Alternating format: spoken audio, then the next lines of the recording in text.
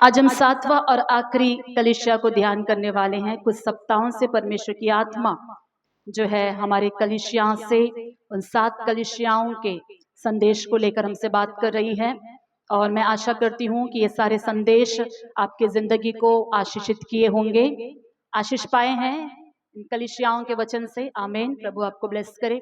और आज के जो कलीसिया है उसका नाम है लौदीकिया। लौदीकिया की कलीसिया के बारे में आज हम ध्यान करने वाले हैं। और ये लौदीकिया का कलीसिया 7 कलीसियाओं में आखिरी 7वां कलीसिया है। तो इसके वचनों को हम पढ़ेंगे। प्रकाशित वाक्य 3रा अध्याय, माइक को लीजिएगा, हिंदी पढ़ने वाले जल्दी से। प्रकाशित वाक्य 3रा अध्याय, उसका वचन 14 से लेकर 22 तक जल्दी से पढ़िएगा। और एक जन तेलुगु में भी पढ़ने के लिए रेडी रहिएगा। प्रकाशित वाक्य 3रा अध्याय, वचन 14 से लेकर 22 तक। माइक में साउंड नहीं है, ये लो, ये माइक ले लो, दौड़ के।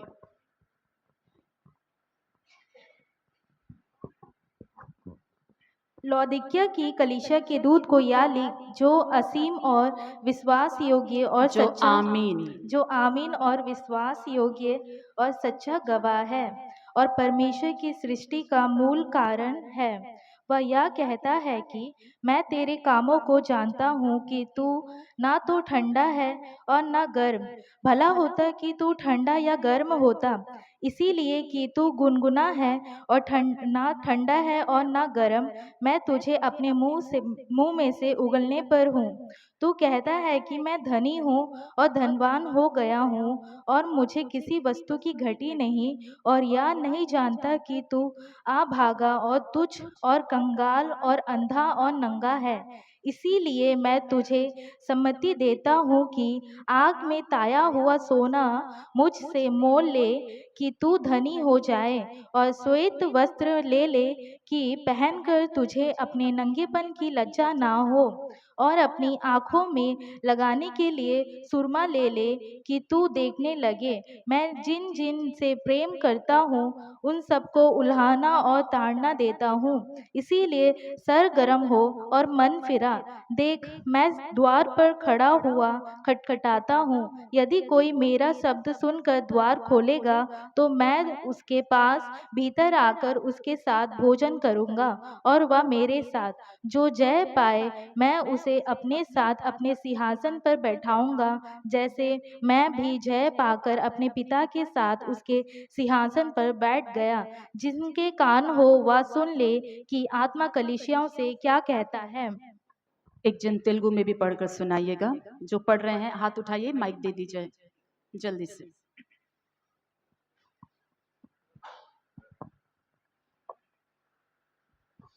లవోదికలో ఉన్న సంఘపు దూతకు ఇలాగు రాయము. ఆమెన్ అనువాడును నమ్మకమైన సత్యసాక్షియు దేవుని దృష్టికి ఆదియునైన వాడు చెప్పు సంగతులు ఏవనగా, నీ క్రియలను నేనెరుగుదును.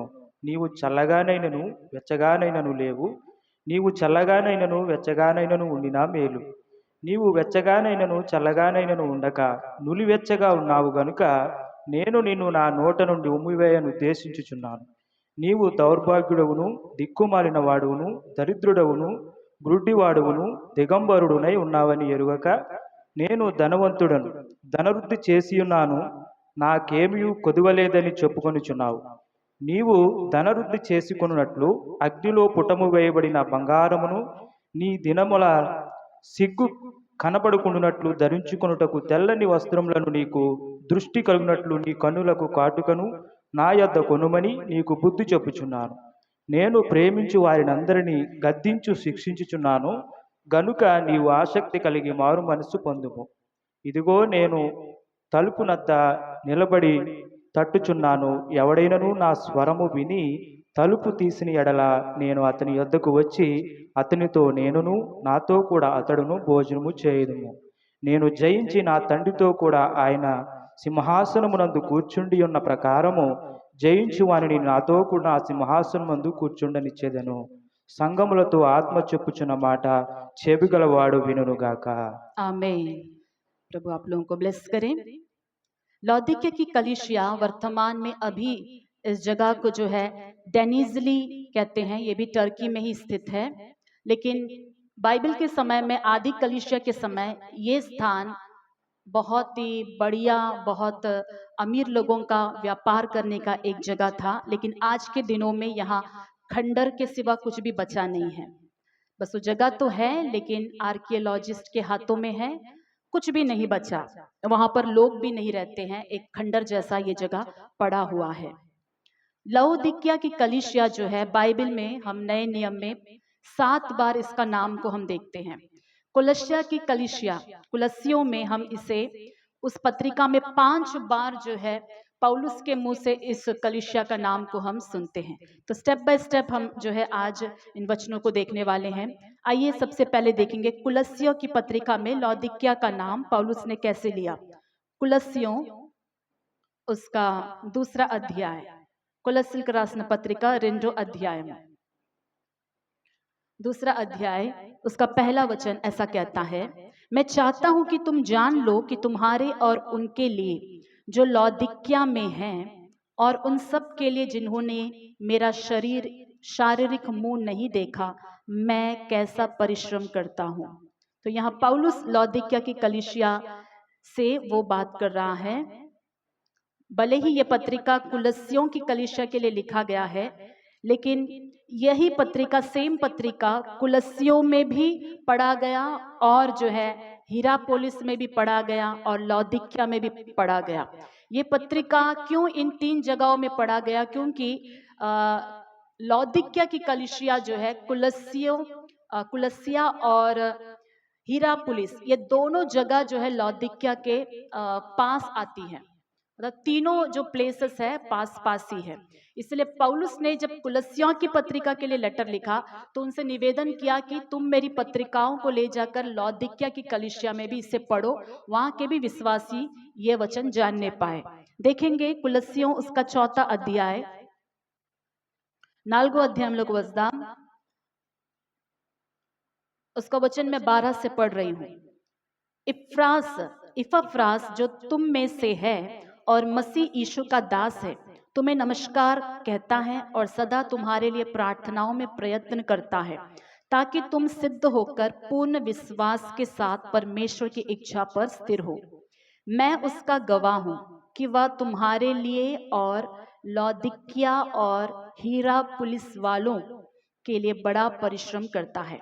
इपफ्रास नाम का जो सेवक है, पौलुस द्वारा तैयार किया गया एक असिस्टेंट, पौलुस का एक असिस्टेंट, सहकर्मी या फिर मिनिस्ट्री का पार्टनर है, जो कुलस्सिया की कलीसिया में भी सेवा कर रहा था, लौदीकिया में भी देख रहा था, और हीरापोलिस वहां पर भी ये परिश्रम कर रहा था। 14वां वचन देखेंगे, प्रिय वैद्य लूका और देमास का तुम्हें नमस्कार। 15वां वचन, लौदीकिया के भाइयों को और नुम्फास और उनके घर की कलीसिया को नमस्कार।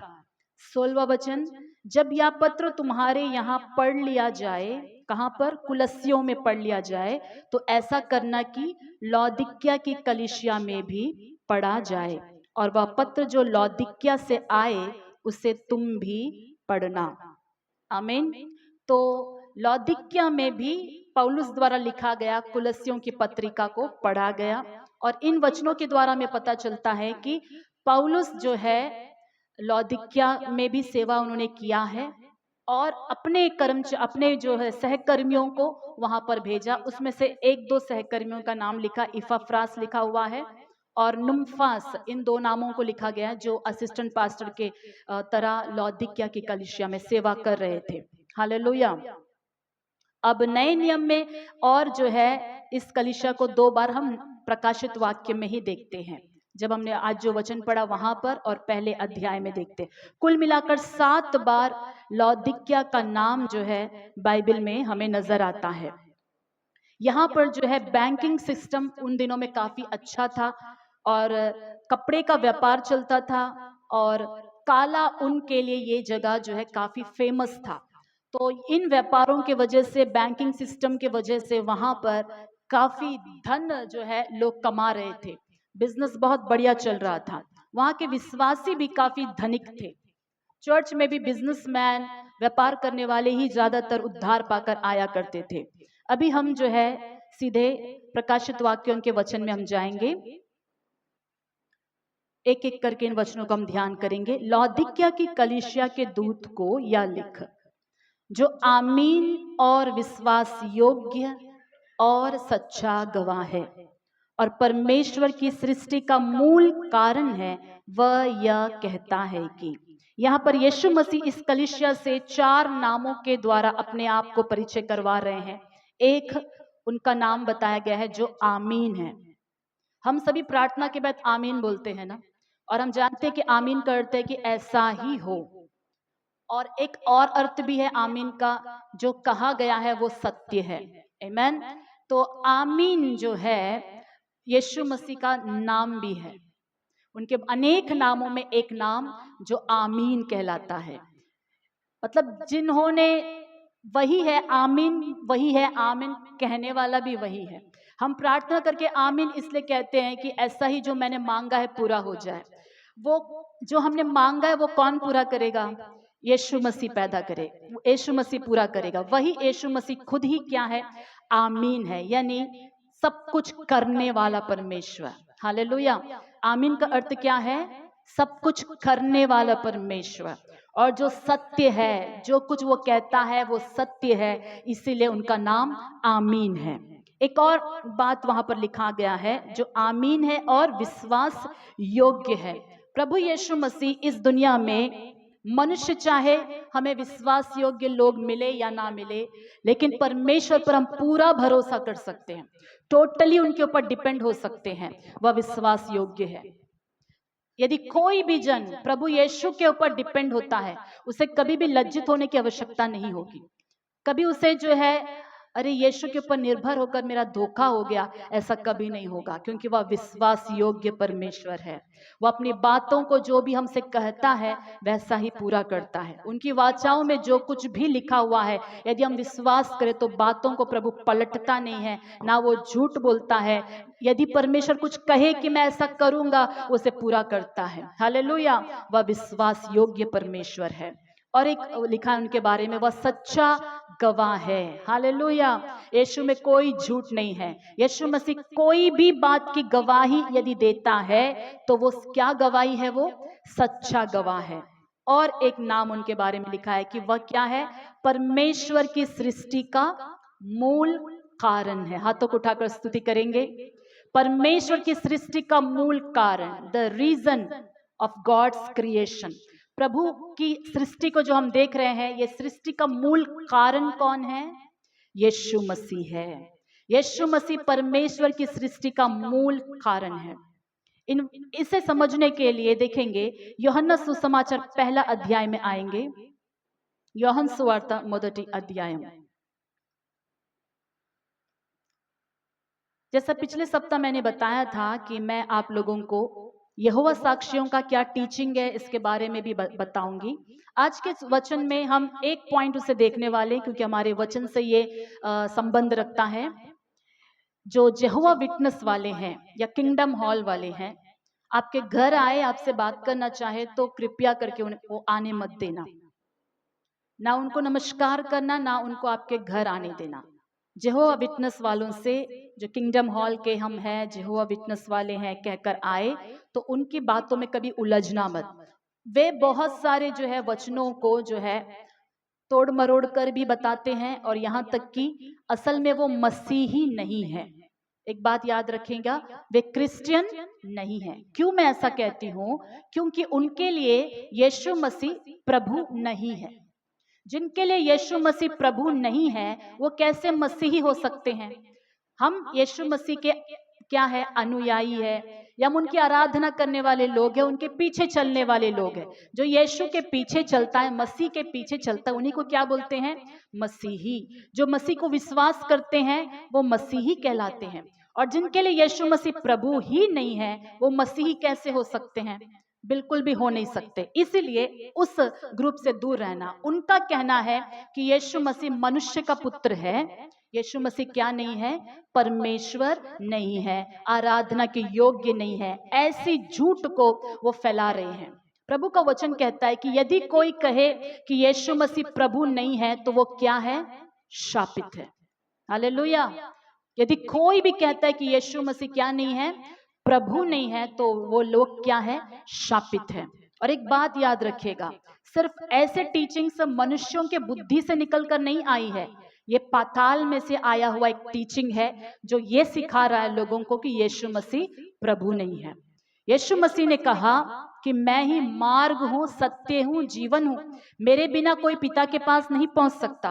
अब यूहन्ना सुसमाचार उसका 1 अध्याय 1 वचन में लिखा है, आदि में वचन था और वचन परमेश्वर के साथ था और वचन परमेश्वर था। हालेलुया। यीशु मसीह का एक और नाम क्या है, वचन परमेश्वर, वर्ड ऑफ गॉड, परमेश्वर का वचन है यीशु मसीह। तो ये वचन आदि में परमेश्वर के साथ था और ये वचन कौन है, खुद परमेश्वर है, लिखा है। 3 वचन देखिए, सब कुछ उसी के द्वारा उत्पन्न हुआ और जो कुछ उत्पन्न हुआ है उसमें से कोई भी वस्तु उसके बिना उत्पन्न नहीं हुई। यीशु मसीह के बिना ये सृष्टि का कोई वस्तु सृजा नहीं गया, सब कुछ यीशु मसीह के द्वारा ही सृजा गया। इसीलिए प्रकाशित वाक्य में क्या लिखा है, परमेश्वर क्या है, यीशु मसीह क्या है, परमेश्वर की सृष्टि का मूल कारण है वही। अब इसी में 14 वचन को यदि आप देखें, वचन देहधारी हुआ और अनुग्रह और सच्चाई से परिपूर्ण होकर हमारे बीच में डेरा किया। हालेलुया। अब ये वचन जो आदि में परमेश्वर के साथ था, जो परमेश्वर खुद है वचन, वो वचन ने अब क्या कर लिया, शरीर को धारण करके यीशु नाम में मनुष्यों के बीच में डेरा किया, अनुग्रह और सच्चाई से परिपूर्ण होकर, और हमने उसकी ऐसी महिमा देखी जैसे पिता के एकलौते की महिमा। अब हम आएंगे, एक और वचन पढ़ेंगे, यशाया 9वां अध्याय, यशाया ग्रंथम 9 अध्याय। ये वचन जो है यहोवा साक्षियों को जवाब देने के लिए एक वचन काफी है। उसका 9वां अध्याय, उसका वचन 6 से लेकर 7 तक मैं पढ़ रही हूं। क्योंकि हमारे लिए एक बालक उत्पन्न हुआ, हमें एक पुत्र दिया गया है और प्रभुता उसके कांधे पर होगी और उसका नाम अद्भुत युक्ति करने वाला, पराक्रमी परमेश्वर, अनंत काल का पिता और शांति का राजकुमार रखा जाएगा। उसकी प्रभुता सर्वदा बढ़ती रहेगी और उसकी शांति का अंत ना होगा। इसलिए वह उसको दाऊद की राजगद्दी पर इस समय से लेकर सर्वदा के लिए न्याय और धर्म के द्वारा स्थिर किए और संभाले रहेगा। सेनाओं के यहोवा की धुन के द्वारा यह हो जाएगा। यीशु मसीह पैदा होने से पहले भविष्यद्वक्ता यशाया के द्वारा परमेश्वर कहता है कि हमारे लिए एक पुत्र या बालक उत्पन्न हुआ है, हमें एक पुत्र दिया गया है और उस पुत्र के कंधों पर क्या है, प्रभुता है। और उस पुत्र का नाम क्या है, बोलेंगे, अद्भुत युक्ति करने वाला, पराक्रमी परमेश्वर। यीशु मसीह कौन है, अद्भुत युक्ति करने वाला, पराक्रमी परमेश्वर। और यीशु मसीह के बारे में आगे क्या लिखा है, वह क्या है, अनंत काल का पिता, आमीन, एटर्नल गॉड, अनंत काल का पिता, एटर्नल फादर। कितना वचन साफ साफ लिखा है कि यीशु मसीह अनंत काल का पिता है। और ये लोग बेवकूफ लोग क्या कहते हैं कि पिता और यीशु अलग है, केवल पिता की आराधना करना चाहिए, यहोवा की आराधना करना चाहिए, यीशु मसीह की आराधना नहीं करना चाहिए, ऐसा कहते हैं। लेकिन वचन में साफ लिखा है कि यीशु मसीह जो बालक के रूप में उत्पन्न हुआ, वह अद्भुत युक्ति करने वाला, पराक्रमी परमेश्वर है, अनंत काल का पिता है, शांति का राजकुमार है और उनकी प्रभुता सदैव बने रहेगी। आमीन। यूहन्ना सुसमाचार में यीशु के ही खुद उनके मुंह से कहे हुए वचनों को हम पढ़ेंगे। यूहन्ना सुसमाचार उसका 10वां अध्याय में आएंगे। इन वचनों को आप नोट करके रखिएगा, अपने हृदय में लिखकर रखिएगा, कभी कंफ्यूज मत होना, आपके पास हमेशा जवाब होनी चाहिए हमारे प्रभु के बारे में। उसका वचन 30 कहता है, मैं और पिता एक हैं। सभी बोलेंगे, मैं और पिता, हाँ, यीशु मसीह क्या बोल रहे हैं? मैं और पिता दोनों क्या है? एक है। और इसे और बढ़िया तरीके से प्रभु यीशु मसीह समझाते हैं उसी यूहन्ना सुसमाचार 14 अध्याय में। आइएगा 14th चैप्टर, उसका वचन 8 से लेकर 11 तक पढ़ेंगे। फिलिप्पुस ने उससे कहा, हे प्रभु, पिता को हमें दिखा, यही हमारे लिए बहुत है। ये फिलिप्पुस यीशु मसीह के चेलों में से 12 में से एक है। यीशु मसीह से कहता है, हे प्रभु, पिता को हमें दिखा, यही हमारे लिए बहुत है। यीशु ने उससे कहा, हे फिलिप्पुस, मैं इतने दिन से तुम्हारे साथ हूं और क्या तू मुझे नहीं जानता? जिसने मुझे देखा है उसने पिता को देखा है। तो क्यों कहता है कि पिता को हमें दिखा? क्या तू विश्वास नहीं करता कि मैं पिता में हूं और पिता मुझ में है? ये बातें जो मैं तुमसे कहता हूं अपनी ओर से नहीं कहता, परंतु पिता मुझ में रहकर अपने काम करता है। हालेलुया। मेरा विश्वास करो कि मैं पिता में हूं और पिता मुझ में है। हालेलुया। यीशु मसीह यहाँ पर कितने साफ तरीके से बोल रहा है, मैं पिता में हूं, पिता मुझ में है, और एक मैं और पिता एक हूं। मैं पिता की ओर से आया हूं, पिता के अंदर मैं हूं, मेरे अंदर पिता है। ये जो है त्रिएक परमेश्वर का एक अच्छा समझने का वचन है। हमारा परमेश्वर 3 परमेश्वर नहीं है, लेकिन त्रिएक परमेश्वर, एक परमेश्वर लेकिन 3 पर्सनैलिटी के रूप में हमें नजर आते हैं। और एक वचन हम पढ़ेंगे, प्रकाशित वाक्य में आएंगे, उसका 10वां प्रकाशित वाक्य से पहले रोमियो की पुस्तक में एक बार हम आएंगे। रोमियो की पुस्तक 10वां अध्याय,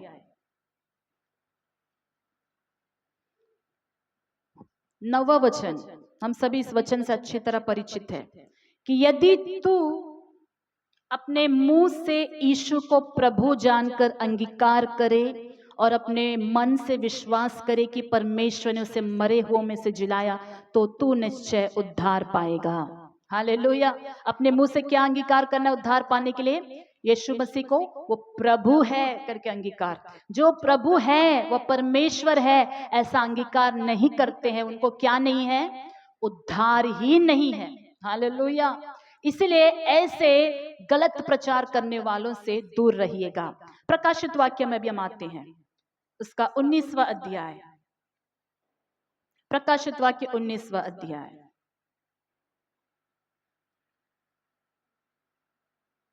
19वां अध्याय में वचन 11 से लेकर यदि हम 16 तक पढ़े तो, फिर मैंने स्वर्ग को खुला हुआ देखा और देखता हूं कि एक श्वेत घोड़ा है और उस पर एक सवार है जो विश्वास योग्य और सत्य कहलाता है, और वह धर्म के साथ न्याय और युद्ध करता है। यहाँ पर फिर लिखा है जो विश्वास योग्य है और सत्य कहलाता है। कौन है ये?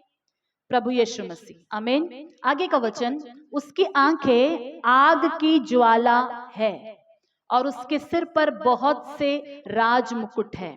उस पर एक नाम लिखा है जिसे उसको छोड़ और कोई नहीं जानता। वह लहू छिड़का हुआ वस्त्र पहने हैं और उसका नाम परमेश्वर का वचन है। ये परमेश्वर का वचन कौन है? यीशु मसीह। यीशु मसीह का नाम क्या है? परमेश्वर का वचन है। 14 स्वर्ग की सेना श्वेत घोड़ों पर सवार और श्वेत और शुद्ध मलमल पहने हुए उसके पीछे पीछे हैं। जाति जाति को मारने के लिए उसके मुंह से एक चौकी तलवार निकलती है। वह लोहे का राज दंड लिए हुए उन पर राज्य करेगा और सर्वशक्तिमान परमेश्वर के भयानक प्रकोप की जल जलाहट की मदिरा के कुंड में दाग रौंदेगा। उसके वस्त्र और जांग पर यह नाम लिखा है, राजाओं का राजा, प्रभुओं का प्रभु। हालेलुया। यीशु मसीह सिर्फ प्रभु नहीं है, प्रभुओं का प्रभु है। सिर्फ राजा नहीं है, राजाओं का राजा है। उनकी महिमा कभी भी हमारे मुंह से या हमारी गवाही में कम नहीं होनी चाहिए। हालेलुया। इसलिए जो लोग आकर कहे यीशु मसीह प्रभु नहीं है, इन वचनों को एक बार आप उनको दे दीजिएगा, खुद पढ़ ले और यहाँ तक आजकल वो ये भी बोलने लगे हैं कि हम जो बाइबल यूज करते हैं उसका ट्रांसलेशन गलत है, उनके पास एक और बाइबल रखे हुए हैं। वचन को मिलावट करके उन्होंने बदल कर अपने लिए एक बाइबल बना लिया है और ये भी कहते हैं कि हम जो बाइबल पढ़ते हैं वो क्या है, वो गलत है। तो इन दुष्ट प्रचारकों से आप दूर रहिएगा। आएंगे वापस हम वचन में, प्रकाशित वाक्य के वचन में वापस आएंगे। जो आमीन और विश्वास योग्य और सच्चा गवाह है, वह परमेश्वर की सृष्टि का मूल कारण है। वह यह कहता है कि यीशु मसीह क्यों इस कलीसिया से अपने आप को सृष्टि का मूल कारण के रूप में अपने आप को प्रकट कर रहा है? क्योंकि ये लोग भूल गए हैं, लौदीकिया की कलीसिया कहीं तो ये भूल गई है कि सब कुछ बनाने वाला परमेश्वर प्रभु यीशु मसीह है। ये बात भूल गई है। सब कुछ बनाने वाला, सब कुछ मनुष्यों को देने वाला, सब कुछ उन्हीं के अधिकार में है। हम उनकी प्रजा है, उनके अधीन में है। ये बात ये कलीसिया भूल गई। इसलिए प्रभु उस कलीसिया को याद दिलाता है कि यीशु मसीह क्या है, सृष्टि का मूल कारण है। हालेलुया। लास्ट सप्ताह भी हमने एक गाना गाया था ना, उस गाने का पूरा वचन यहीं पर लिखा है। गाएंगे एक बार उसे। ఆమెనను వాడా నమ్మకమైన నాదుడా, ఆమెనను వాడా నమ్మకమైన నాదుడా, సత్య సాక్షి దేవుని సృష్టికి ఆదియు నీవేగా, సత్య సాక్షి దేవుని సృష్టికి ఆదియు నీవేగా. స్తోత్రించెదము స్తోత్రించెదము యేసు దేవుడా, మా జీవనాద ప్రేమానాద స్తోత్రించెదము, మా జీవనాద ప్రేమానాద स्तोत्रिंचेदमु। हालेलुया। तो वही आमीन है, वही विश्वास योग्य है और सृष्टि का मूल कारण वही है। और आगे वचनों में हम जाएंगे इस वक्त। वचन 15। मैं तेरे कामों को जानता हूं कि तू ना तो ठंडा है और न गर्म। भला होता कि तू ठंडा या गर्म होता, इसलिए कि तू गुनगुना है और न ठंडा है और न गर्म, मैं तुझे अपने मुंह में से उगलने पर हूं। तू कहता है कि मैं धनी हूं और धनवान हो गया हूं और मुझे किसी वस्तु की घटी नहीं, पर यह नहीं जानता कि तू अभागा और तुच्छ और कंगाल और अंधा और नंगा है। इस कलीसिया से प्रभु काफी कठोरता से बात करते हैं। तेलुगु में हमने पढ़ा तो ऐसा लग रहा है कि पूरा गाली पढ़ लिया है। दौर्भाग्युडवु और भी कुछ लाइन से पढ़े थे ना, सुनकर इतने डरावना शब्द लग रहा है। ये एक ही कलीसिया है जिसे परमेश्वर बहुत ही बुरी तरह से डांट रहा है, बहुत बुरी तरह से डांट रहा है कि तू अभागा है, तू तुच्छ है। हाँ, जैसे लग रहा है तू नालायक है, तू बेकार है, तू अंधा है, तू नंगा है, तू कंगाल है। प्रभु ऐसे डांट रहा है इस कलीसिया को। और नीचे एक वचन भी लिखा है कि जिनको प्रेम करता है परमेश्वर उन्हीं को ऐसा डांटता है। हालेलुया। तो प्रभु का डांट में भी कितना बैलेंस है देखिए। वो कहीं बुरा मान जाएंगे, इसलिए अगले ही वचन में प्रभु कहता है कि जिनसे मैं प्रेम करता हूं उसी को ऐसा डांटता हूं, हर एक को नहीं डांटता हूं। यह कलीसिया की समस्या क्या थी? यह कलीसिया अपने आप को कहती थी कि मैं धनवान हो गया हूं, मुझे कोई वस्तु का कमी नहीं है, मेरे पास क्या है, सब कुछ है। प्रभु कहता है कि अच्छा होता कि या तो तू ठंडा होता या फिर गर्म होता। तू क्या है, गुनगुना है, तो बीच का है। ना तो तू ठंडा है ना तो तू गर्म है, तू बीच का है, तो गुनगुना है, इसलिए मैं तुझे उगलने पर हूं। I am about to vomit. Vomit जानते हैं ना हम, जो उल्टी करते हैं, मैं तुम्हें उल्टी करने वाला हूं।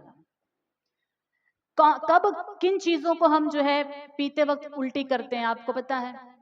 अगर आपको कोई ग्लास में कुछ दिया गया पीने के लिए और आप पीते ही बहुत कड़वा है तो आप क्या कर दोगे, उसे थूक दोगे। पीते ही अगर वो बास आ रहा है, बदबू आ रही है, खराब हो गया है, तो पीते ही क्या कर देंगे, उसे हम थूक देंगे। गलती से निगल दिए तो हम क्या कर देंगे, उल्टी कर देंगे।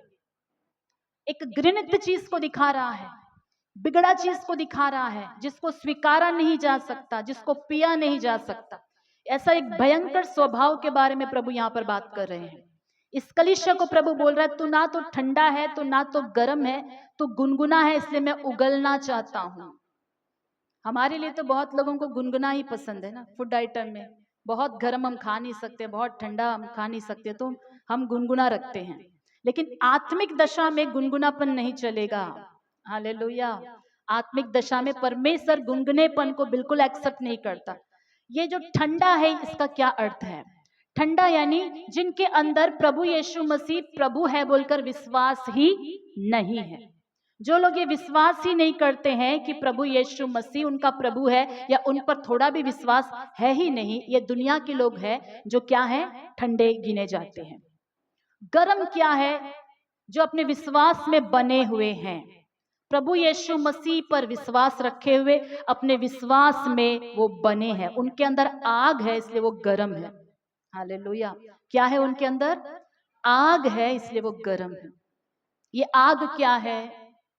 परमेश्वर के लिए प्यास है, परमेश्वर के लिए आत्मिक उन्माद है, परमेश्वर के लिए जलन है, प्रभु के लिए उत्साह से भरे हुए हैं, प्रभु के मार्गों में बहुत आनंद के साथ चल रहे हैं, अपने विश्वास को बचा कर रखे हुए हैं, प्रभु के करीब जी रहे हैं। उनकी स्तुति करना उनको अच्छा लगता है, उनकी आराधना करना अच्छा लगता है, प्रभु के भवन में दौड़े आना, उनके सम्मुख में समय बिताना इनको अच्छा लगता है।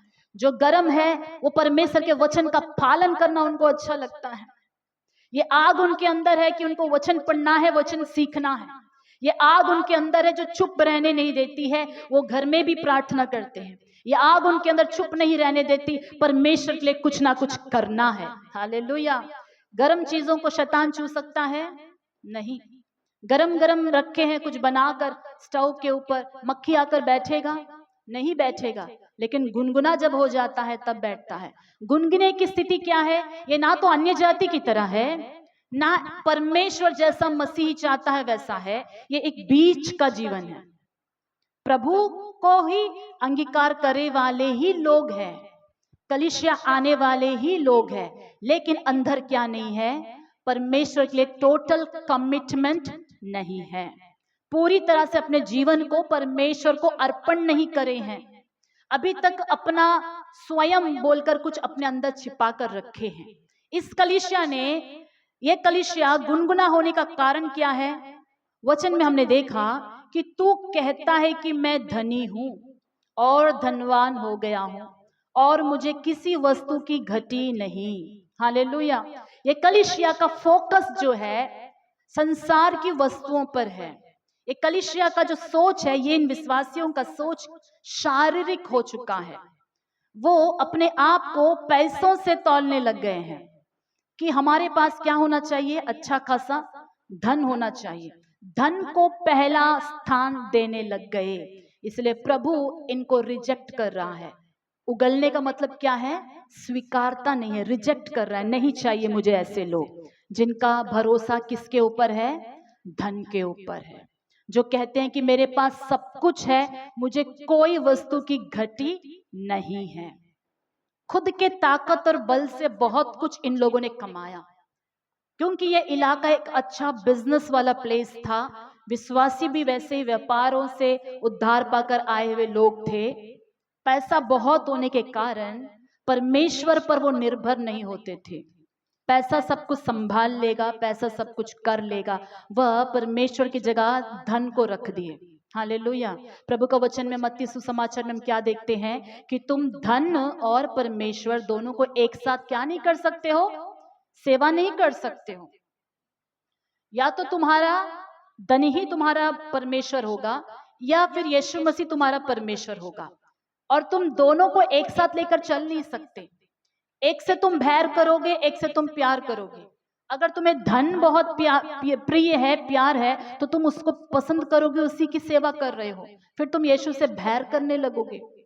बैर करने का क्या अर्थ है? यीशु को इंपॉर्टेंस नहीं दोगे, धन को इंपॉर्टेंट दोगे, व्यापार को इंपॉर्टेंट दोगे, बिजनेस को इंपॉर्टेंट दोगे, नौकरियों को इंपॉर्टेंट दोगे, परमेश्वर से अधिक धन कहां से कमाया जाता है उन जगहों को ज्यादा प्रेम करोगे, उन चीजों को ज्यादा सीखने की कोशिश करोगे कि कैसे कम समय में धनी बना जा सके, कैसे व्यापार से हम पैसों को कमाए। हालेलुया। व्यापार करना गलत नहीं है, लेकिन कोई भी संसार का कार्य हमें परमेश्वर से दूर ना करे, ठंडा ना कर दे। हालेलुया।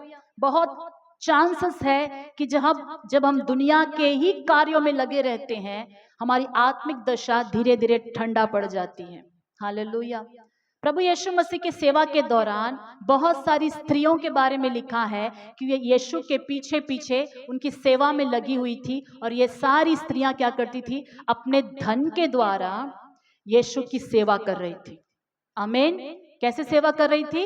अपने धन के द्वारा ये स्त्रियां यीशु की सेवा कर रही थी।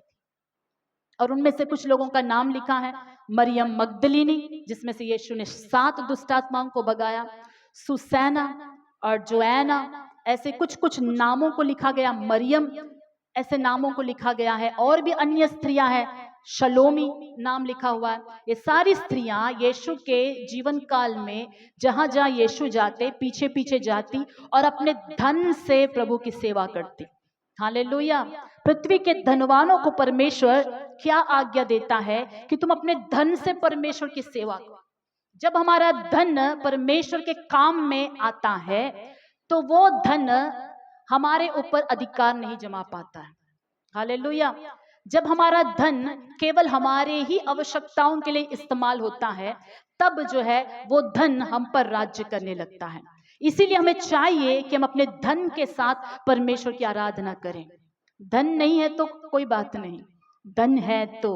हालेलुया। इस कलीसिया के पास बहुत धन था और बहुत धनवान हो गए थे, और कहते कि मुझे किसी वस्तु की घटी नहीं है। इसीलिए हम सुलेमान की एक प्रार्थना में ऐसा भी हम देखते हैं कि परमेश्वर मुझे इतना धनवान मत बना दे कि मैं आपको भूल जाऊं, और इतना कंगाल भी रहने मत दो कि मैं आपको कोसने लगूं। ना तो हमें उतना धनवान बनना है कि हम परमेश्वर को भूल जाए, प्रभु को समय देना हम पसंद ना करें, उतना धन भी हमें नहीं चाहिए। और बिना कुछ भी नहीं है, कंगालीपन वो हालत भी नहीं चाहिए कि प्रभु ने कुछ दिया ही नहीं, दिया ही नहीं। यदि हमारे पास खाने और पीने और पहनने के लिए है, प्रभु के वचन में लिखा है, तो ये बहुत है, इसी में खुश रहो। और एक वचन आज हम पढ़ेंगे, वहां पर यह भी लिखा है कि अंतिम दिनों में धन बटोरना बहुत डेंजर है। आमीन। धन बटोरने का भी एक सीजन है, लेकिन अंतिम दिनों में धन बटोरने के पीछे मत भागना। क्या परमेश्वर हमारा पालन पोषण कर रहा है? तीनों वक्त हम खा पा रहे हैं? प्रभु की स्तुति करते हुए तृप्त रहिएगा। क्या अपना रेंट बांध पा रहे हैं? प्रभु की स्तुति करिएगा, तृप्त रहिएगा। बच्चों को स्कूल में पढ़ा पा रहे हैं? खुश रहिएगा, तृप्त रहिएगा। आपका जो है कर्जा चुका पा रहे हैं? खुश रहिएगा, तृप्त रहिएगा। लेकिन तृप्त होने के बाद और अति धन के पीछे मन लगाकर मत भागना, पैसों को वो स्थान मत देना। इस कलीसिया ने दिया तो आगे प्रभु कहता है, और तू यह नहीं जानता कि तू असल में अभागा है, तुच्छ है, कंगाल है, अंधा है और नंगा है। एक तरफ से भौतिक रूप से ब्लेस होए जा रहा है कलीसिया, भौतिक रूप से ब्लेस होकर कहता है कि अभी मेरे लाइफ में कुछ कमी नहीं है, लेकिन आत्मिक दशा में नीचे जा रहा है। फाइनेंशियली बढ़ रहा है, मटेरियल वे में बढ़ रहा है, ऊपर से लोगों को दिखने में ये कलीसिया के विश्वासियों के पास सब कुछ है, गाड़ियां हैं, बिल्डिंग्स है, पैसे हैं, टिप टॉप से आते हैं, एकदम धनवान है, ऐसे दिख रहा है कलीसिया। लेकिन आत्मिक दशा सेम टाइम में क्या है? नीचे नीचे नीचे नीचे आकर कहां तक पहुंच गया है? बोलिएगा। कंगाल अवस्था में पहुंच गया, नंगे अवस्था में पहुंच गया, अभागा है और तुच्छ हो गया है। प्रभु कहता है कि अब मैं इसे उगल दूंगा, क्योंकि स्पिरिचुअल लाइफ कुछ भी नजर नहीं आता। इससे एक बात पता चलता है कि परमेश्वर कलीसिया को उतना ही आशीष देना चाहता है जितना आशीष पाकर हम उनकी आराधना कर सके। हालेलुया। हद से ज्यादा प्रभु किसी को देना नहीं चाहता, क्योंकि हमें हैंडल करना नहीं आता। हमें बैलेंस करने नहीं आता, छोड़ना नहीं आता। इतना पैसा मत जमा करो कि प्रभु के राज्य को आप जो है कमती सोच रहे हैं, उनके आगमन को कम सोच रहे हैं, ये जो आपके पास है इसको ज्यादा समझ रहे हो। इतना नहीं हमारे पास होना चाहिए कि हमारा पूरा मन उसी के ऊपर है। अगर मन पूरा उसी के ऊपर है तो यीशु मसीह ने एक धनवान नौयुवक से कहा था, वो आकर बोलता है कि प्रभु अनंत जीवन में प्रवेश करने के लिए मैं क्या करूं? प्रभु ने बोला कि मेरी आज्ञाओं का पालन कर। वो कहता है कि मैं तो बचपन से आज्ञाओं का पालन कर रहा हूं। प्रभु ने पूछा कौन सी आज्ञा है? उन्होंने बोल दिया यह कि अपने परमेश्वर को, तुम्हारा एक ही परमेश्वर होना चाहिए, अपने परमेश्वर को पूरी शक्ति बल सामर्थ्य से उनको प्रेम करो, बुद्धि से प्रेम करो, वैसे अपने पड़ोसी से प्रेम करो। प्रभु ने कहा बहुत अच्छी जवाब दिया है। तो कहता है प्रभु और क्या है मुझ में कमी? तो परमेश्वर ने कहा उसे ध्यान से देखकर, हे नौजवान, तुम्हारे पास जो कुछ भी है उसे बेचकर कंगालों में बांट दो और तब मेरे पीछे आओ। हालेलुया। आज्ञा का पालन तो कर रहा है, लेकिन मन किधर है? बोलेंगे पैसों के ऊपर, धन संपत्ति के ऊपर मन था, वस्तुओं के ऊपर मन था। इसलिए प्रभु ने उससे कहा सब कुछ बेचो और मेरे पीछे आ जाओ। प्रभु का वचन कहता है उस लड़के का चेहरा कैसे हो गया? जवान का चेहरा छोटा हो गया और दुखी के साथ वो चला गया।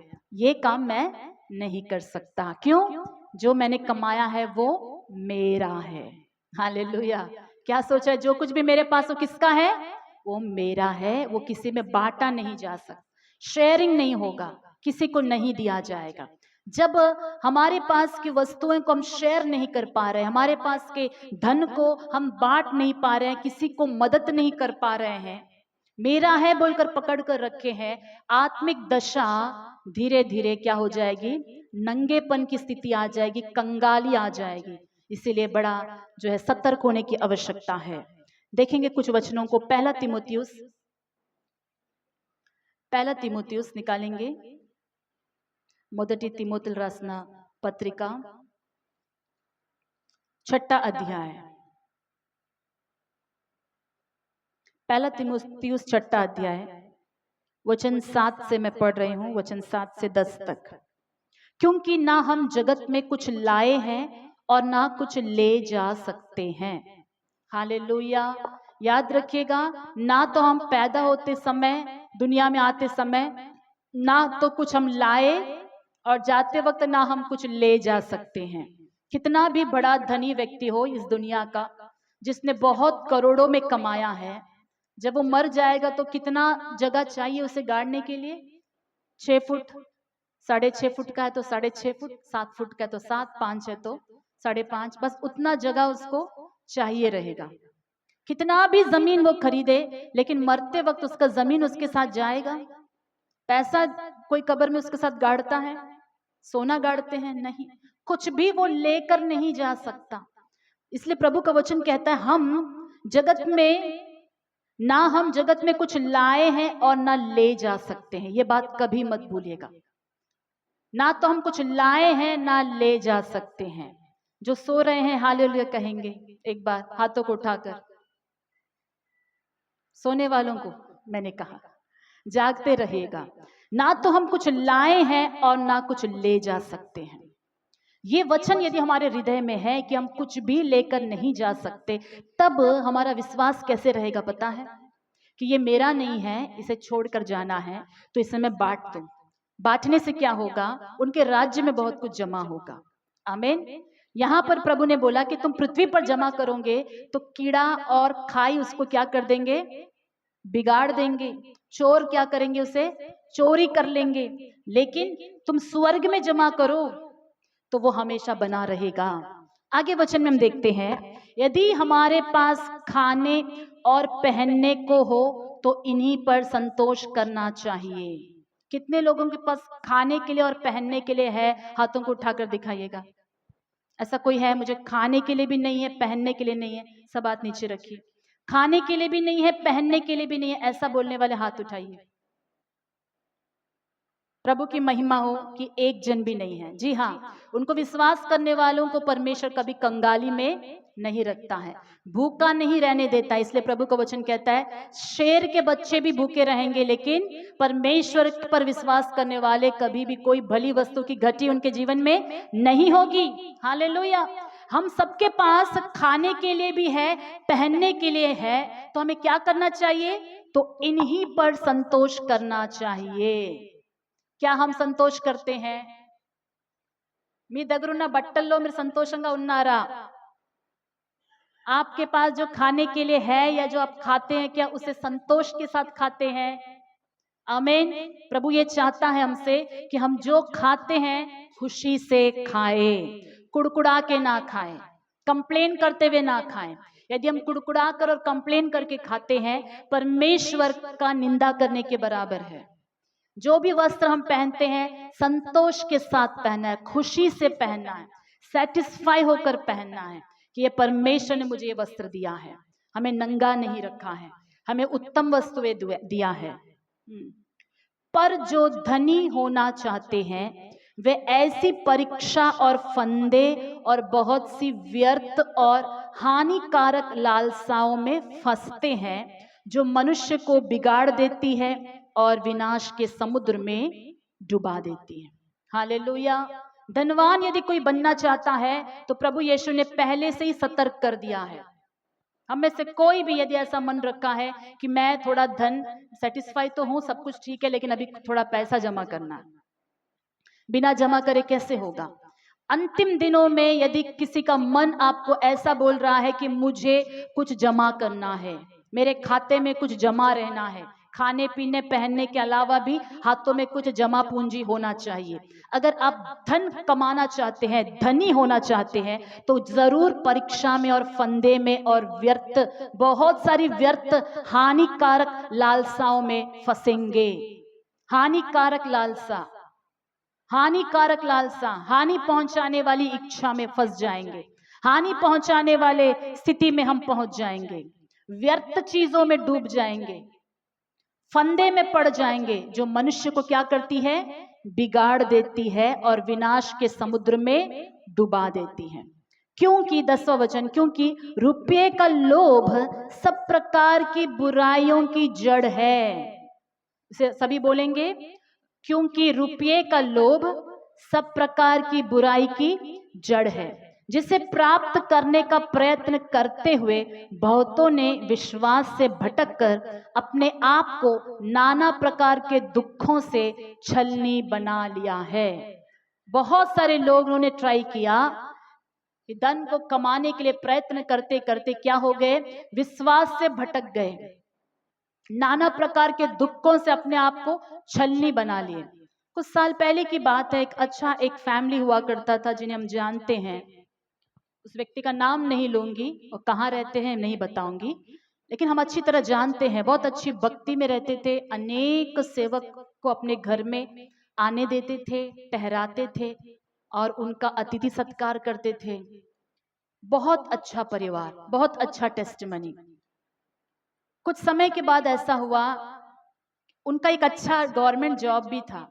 होते होते ऐसा हुआ कि कुछ गलत संगति में व्यक्ति पड़ गए और उस गलत संगति के व्यक्ति ने उसे ऐसा लालच दिलाया कि हम यदि कुछ अमाउंट अपने खाते में डाले, फलाना व्यक्ति के खाते में, दूसरे देश का करेंसी हमारे देश में, हमारे बैंकों में आएगा और करेंसी जो है करोड़ों में होगा, लेकिन वो करेंसी भेजने के लिए क्या करना है? पहले थोड़ा टैक्स पे करना होगा और बहुत सारा पैसा हमें मिलेगा। दूसरे देश का करेंसी हमारे अकाउंट में डालेंगे, थोड़ा बेनिफिट उनको है, थोड़ा बेनिफिट हमें है। करोड़ों की मात्रा में पैसे हैं, पैसा लेकर आने के लिए अकाउंट में डायरेक्ट डाल नहीं सकते हैं, रख नहीं सकते, इसलिए पेटी में डालकर चुपचाप किसी ट्रक में चढ़कर या किसी बस में चढ़कर अपने घर तक उसे लाना होगा, ऐसा लालच दिलाया गया। और उस व्यक्ति ने, जो एक विश्वासी है, इसे विश्वास कर लिया और उसके पीछे उसने क्या कर दिया? कई दिन अपने घर छोड़कर वो जहां पर उन लोग को जाना था वहां ट्रैवल करना स्टार्ट कर दिया। धीरे धीरे धीरे जॉब में छुट्टी ले लेकर करता था, आखिरी में उसने जॉब भी रिजाइन कर दिया। क्योंकि प्रभु का वचन साफ कहता है, ये दुखों में, नाना प्रकार की परीक्षाओं में, फंदों में फंसेंगे जो लालच करेंगे ऐसे। तो पैसे के कमाने के चक्कर में भक्ति वो खो गया और एक अभक्ति व्यक्ति के तरह, जब तक मैं जानती हूँ, जब तक इस व्यक्ति की कहानी, काफी वो नुकसान उठाया।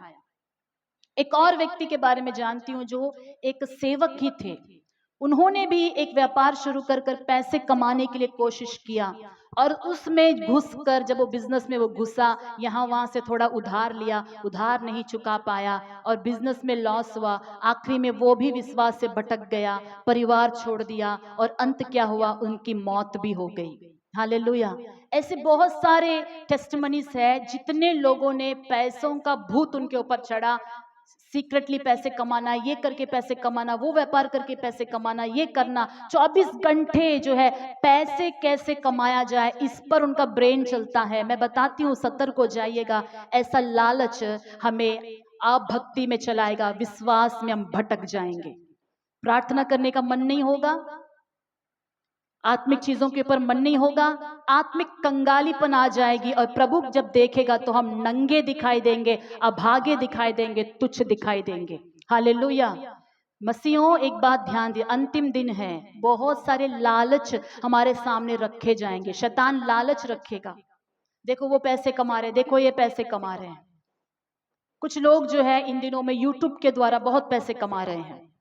यूट्यूब में रील्स डालना, आप लोग तो बहुत अच्छे लोग हैं, उतनी जानकारी आपके पास नहीं होगी। यूट्यूब में रील्स फेमस हो जाए, ज्यादा लोग सब्सक्राइब करें और ज्यादा लोग लाइक करें तो यूट्यूब चैनल उनको पैसे देती है। तो मैंने हाल ही में एक व्यक्ति के बारे में देखा, एक लड़के के बारे में, बिहार का एक गरीब लड़का नॉर्मल एंड्रॉयड फोन से वीडियो बना बना के डालता था, बेफजूल व्यर्थ, किसी को ज्ञान मिलने वाला नहीं है, बस एंटरटेनमेंट मिल सकता है, ना वो पढ़ा लिखा है। डाल डालकर व्यूज बढ़ते गए, क्योंकि कचरा डालने वाले लोग हैं, कचरा देखने वाले भी लोग हैं। आमीन। देखने वाले लोग है करके इन लोगों का दुकान चल रहा है। उसने डाला डाला डाला और वो जो है फेमस हो गया, बहुत लोग सब्सक्राइब कर दिए। आज के दिनों में 80 लाख से भी ज्यादा एक महीने कमा लेता है। हालेलुया। लेकिन क्या उसके द्वारा कोई आशीषित हो रहा है? एक व्यक्ति आशीषित नहीं हो रहा है, ना वो ज्ञान बांट रहा है, ना वो कुछ अच्छा कर रहा है। लोगों को ये इंस्पायर कर रहा है कि आप भी वीडियोस डालो, आपकी भी लाइक्स बढ़ाओ और पैसे कमाओ। पैसे कमाने के लिए लोग क्या क्या वीडियो बनाते हैं। पिछले दिनों में एक पास्टर ने बताया, एक व्यक्ति जो है रेल पटरी पर खड़ा होकर जो है सेल्फी निकाल रहा है, सेल्फी नहीं वीडियो निकाल रहा है, वीडियो निकाल रहा है लाइव डालने के लिए। निकालते निकालते लोग चिल्लाकर बोल रहे ट्रेन आता है, ट्रेन आता है, ट्रेन सुनाई नहीं दे रहा और देख देख के बस खत्म हो गया, ट्रेन उसे कुचल कर चली गई। फेमस होने के चक्कर में दुनिया के लोग जो है जल्दी से फेमस हो जाना है, पैसे कमाना, ये दो भूत पकड़ा हुआ है। फेमस होना है, पैसे कमाना है, जीवन नाश कर रहे हैं। ऐसा धुन मसीह लोगों का नहीं होना चाहिए। आमीन। हालेलुया। प्रभु का वचन साफ कहता है, यदि हमारे पास खाने के लिए, पहनने के लिए, रहने का है तो इन्हीं पर संतोष करो, सेटिस्फाई रहो। जितना परमेश्वर ने हमें दिया है उसमें क्या रहो, तृप्त रहो।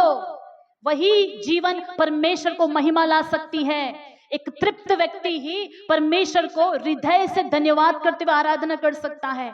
यदि हम तृप्त नहीं हैं तो हमारी आराधना कैसे रहेगी? पता है, मेरे अंदर कमी है, प्रभु मुझे आशीष नहीं दिया है, मैं क्या बोलकर आपको आराधना करूं? आपका वर्शिप भी आनंद और खुशी से नहीं रहेगा, ऐसे रहेगा जैसे आपने कुछ खोया है, आपके पास कुछ नहीं है। जबकि प्रभु कहता है कि मैंने तुम्हें दिया है। हालेलुया। मसीहों को तृप्त रहना सीखना चाहिए। वचन में और भी हम देखेंगे, उसी तीमुथियुस में 17 से लेकर 19 तक, इस संसार के धनवानों को आज्ञा दे कि वे अभिमानी ना हो और चंचल धन पर आशा ना रखे, परंतु परमेश्वर पर जो हमारे सुख के लिए सब कुछ बहुतायत से देता है, वे भलाई करे और भले कामों में धनी बने और उधार और सहायता देने में तत्पर हो और आगे के लिए एक अच्छी नींव डाल रखे कि सच्चे जीवन को वश में कर ले। हालेलुया। अगर कोई धनवान है तो प्रभु बोलता है कि धनवानों को यह आज्ञा दो कि अभिमानी मत हो। धनवान होना गलत नहीं है। अगर आप नेचुरली पारिवारिक रूप से आप धनी हैं तो प्रभु का वचन ऐसा भी कहता है कि अभिमानी मत हो। और धन के ऊपर, धन का नाम दिया है चंचल धन। धन का क्या नाम दिया है? चंचल धन। धन चंचल है, किसी को भी फंसा सकती है, किसी को भी बिगाड़ सकती है, किसी को भी अंधा कर सकती है। धन चंचल है। चंचल धन पर आशा ना रखे, परंतु परमेश्वर पर भरोसा रखे, जो हमारी जरूरत के अनुसार जो हमें चाहिए सब कुछ बहुतायत से दे सकता है। और क्या करना है? वे भलाई करे और भले कामों में धनी बने। भलाई करके भले कामों में धनी बनना है। धन सिर्फ करेंसी नहीं है, करेंसी में धनवान कहलाने से धनी नहीं है प्रभु की दृष्टि में। भले कामों में धनी बनना है। हालेलुया। भलाई करना है, हमारे जीवन से दूसरों को भलाई जाना है। कलीसिया को एक बात मैं सिखाना चाहती हूँ। प्रभु के भवन में हम दशमांश देते हैं, प्रभु आपको ब्लेस करे, अच्छी बात है। दान दशमांश कलीसिया में देने के अलावा भी हमें कंगालों की सुधि रखना चाहिए, गरीबों का देखभाल करना चाहिए, उनकी आवश्यकताओं का भी ध्यान रखना चाहिए। कोई भूखा है तो खाना खरीद के उनको देना है, कोई हाथ फैला रहा है तो उनको हमें पैसा देना। अगर आपने देखा किसी कंगाल को तो मदद करना आपका कर्तव्य है। तभी हम परमेश्वर की दृष्टि में, प्रभु का जो न्याय है कि प्रभु कहता है कि मैं कंगाल था, मैं भूखा था, मैं प्यासा था, तुमने मुझे खिलाया, तुमने मुझे कपड़े पहनाया जब मैं नंगा था। तो विश्वासी कहते, प्रभु मैंने कब आपको कपड़े पहनाए, कब आपको खिलाया, कब आपको नंगा देखा? प्रभु कहता है कि मैं सच कहता, जो कुछ तुम इस छोटे से छोटे कंगाल व्यक्ति के साथ करते हो, किसके साथ करते हो? मेरे साथ करते हो।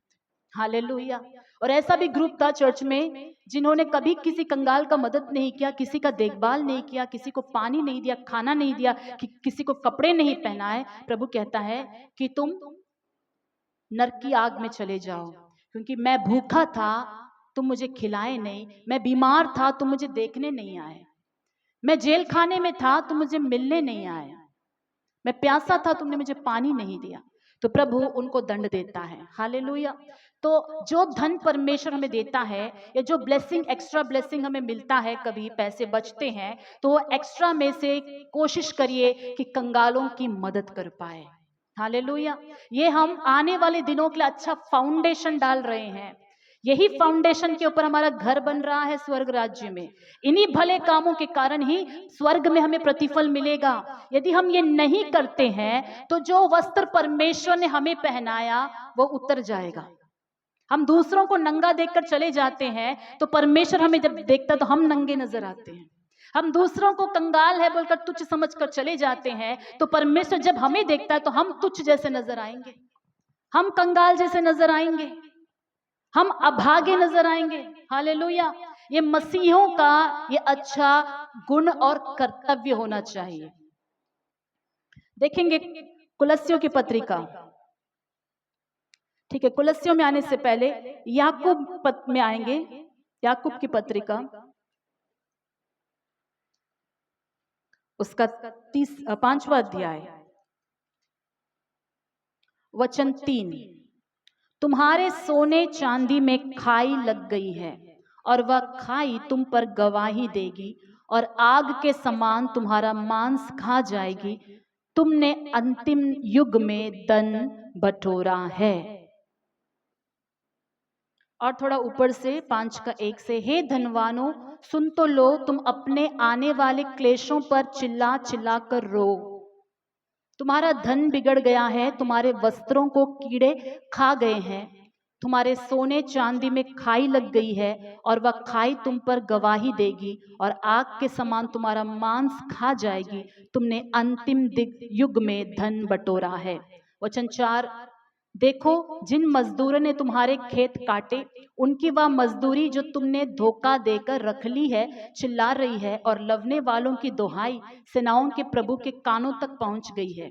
तुम पृथ्वी पर भोग विलास में लगे रहे और बड़ा ही सुख भोगा। तुमने इस वध के दिन के लिए अपने हृदय का पालन पोषण करके उसको मोटा ताजा किया। तुमने धर्मी को दोषी ठहराकर मार डाला, वह तुम्हारा सामना नहीं करता। ये उन लोगों के बारे में लिखा है जिन लोगों की वजह से आज हमारा देश सफर हो रहा है। तकलीफ झेल रहा है। कितने लोग हैं ना, जॉब करते हैं लेकिन क्या नहीं मिल रहा है, सैलरी नहीं मिलता। पिछले दिन एक बहन से बता रही थी कि उन्होंने कॉन्ट्रैक्ट बेसिक में काम किया तो उनको अभी तक क्या नहीं आया, सैलरी नहीं मिला। 6-7 महीने का सैलरी अभी तक नहीं मिला। प्रभु ऐसे लोगों से कहता है कि तुम काम करवाते हो लेकिन गरीबों का हक तुम खुद खा लेते हो। किस लिए ये काम कर रहे हो? वो धन जमा करने के लिए, शॉर्टकट। अनेक लोगों का सैलरी आज जो है ठीक से नहीं मिल पाता है, सैलरी में काट लेते हैं आधा पैसा धन जमा करने के लिए, धन जमा करने के लिए। प्रभु उनसे कहता है, बड़ी कठोरता से कहता है कि तुम्हारे धन में खाई लग गई, तुम्हारे सोने में खाई लग गई। वही खाई आग में तुम्हारा जान खाएगी, वही पैसे तुम्हें पनिश करेगी। अन्याय से कमाए हुए हर एक पैसे का प्रभु हिसाब किताब करेगा। आज आपको दुख लग रहा होगा कि प्रभु हमारा न्याय करने वाला कोई नहीं है, हम कहां जाकर हाथ फैलाए, किससे मांगे, कहां जाकर कंप्लेन करेंगे तो हमें सैलरी मिलेगा, कहां जाकर कंप्लेन करेंगे तो कुछ गरीबों का न्याय होगा। आज न्याय नजर नहीं आ रहा है, लेकिन प्रभु कहता है ऐसे लोग उस अंतिम दिन के लिए अपने हृदय को खा पिला के मोटा ताजा कर रहे हैं, बलि पशु की तरह अपने आप को तैयार कर रहे हैं ताकि परमेश्वर का दंड को भोगे। इसलिए हमें दुख होने की आवश्यकता नहीं है। 4 अध्याय 4 वचन को भी देखेंगे। हे व्यभिचारिणियों, क्या तुम नहीं जानती कि संसार से मित्रता करनी परमेश्वर से बैर करना है? अतः जो कोई संसार का मित्र होना चाहता है वह अपने आप को परमेश्वर का बैरी बनाता है। संसार से मित्रता करने का मतलब क्या है? परमेश्वर का हम एनिमी बन जाते हैं। याद रखिएगा, हमारा फ्रेंडशिप किस हद तक होना चाहिए? आपका फ्रेंडशिप इतना ही हद तक होना चाहिए कि आप उनके लिए एक ब्लेसिंग का कारण है, लेकिन वो मित्रता से आपके अंदर दुनिया नहीं आना चाहिए।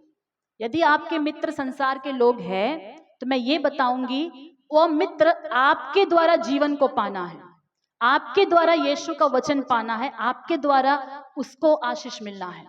उसके पास जो दुनिया है, उसके पास जो कचरा है, उसके पास जो पाप है, वो आपके अंदर नहीं आना चाहिए। प्रभु का वचन कहता है कि संसार से मित्रता करना परमेश्वर का बैरी बनना है। संसार के लोगों की तरह बन जाना, परमेश्वर के शत्रु हम बन जाएंगे।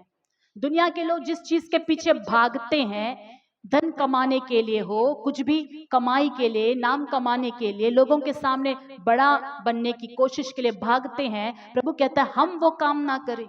यदि हम भी वैसा ही करते तो हम संसार के मित्र हो रहे हैं। आज दुनिया के लोग फैशन की दुनिया में बहुत आगे जा रहे हैं। यदि हम भी उस चीज को फॉलो कर रहे हैं, उस ट्रेंड को फॉलो कर रहे हैं, उस स्टाइल को फॉलो कर रहे हैं, हम परमेश्वर के बैरी बन जाएंगे। कलीसिया, हालेलुया। इस कलीसिया को प्रभु वार्निंग के ऊपर वार्निंग दे रहा है, वार्निंग के ऊपर वार्निंग दे रहा है कि मन फिराओ, मन फिराओ। जो पत्रिका इस चर्च में पढ़ने के लिए कही गई थी, वो पत्रिका कौन सी है? कुलस्सियों की पत्रिका। कुलस्सियों की पत्रिका में पौलुस के द्वारा प्रभु ने पहले से इस कलीसिया से बात की थी। बहुत सारे वचन है, उसमें से एक वचन मैं पढ़ना चाहूंगी। वो वचन पढ़कर भी, वो पत्रिका पढ़कर भी इस कलीसिया में ज्यादा कुछ बदलावट नहीं आया। 3 अध्याय में आएंगे, कुलस्सियों की पत्री 3 अध्याय। अतः जब तुम मसीह के साथ जिलाए गए तो स्वर्गीय वस्तुओं की खोज में रहो, जहां मसीह विद्यमान है और परमेश्वर की दाहिनी ओर बैठा है।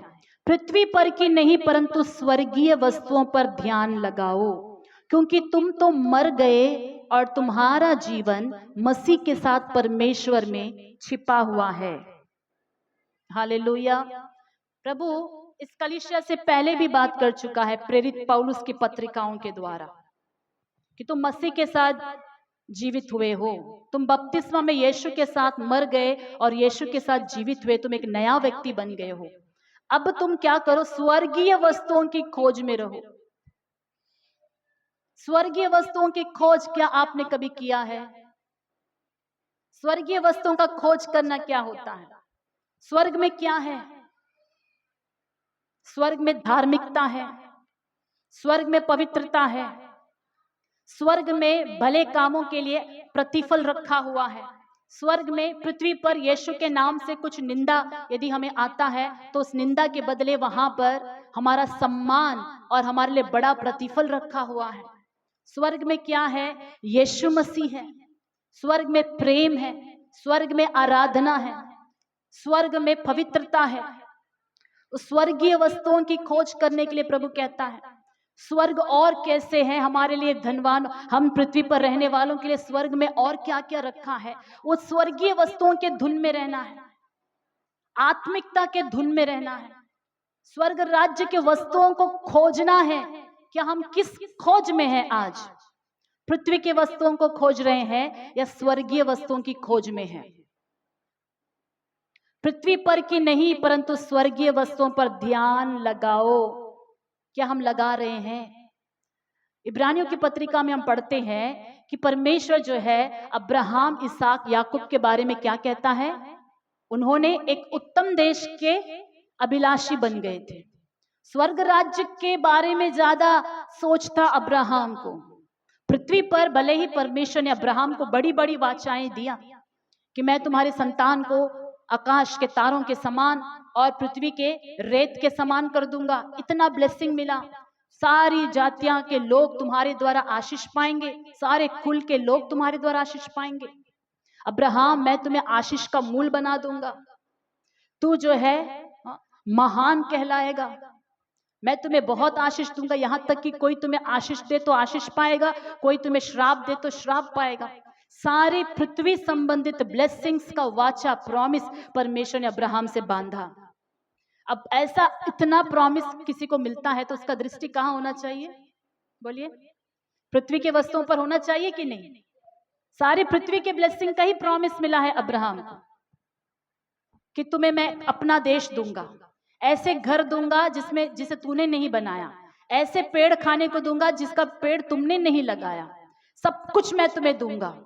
तो उस व्यक्ति का दृष्टि उस चीजों के ऊपर होना चाहिए, लेकिन अब्राहम का वैसे नहीं था। बाइबल कहता है ना तो इसहाक का मन ऐसा था, ना याकूब का मन ऐसा था। देखेंगे इब्रानियों की पत्रिका में आएंगे 11वां अध्याय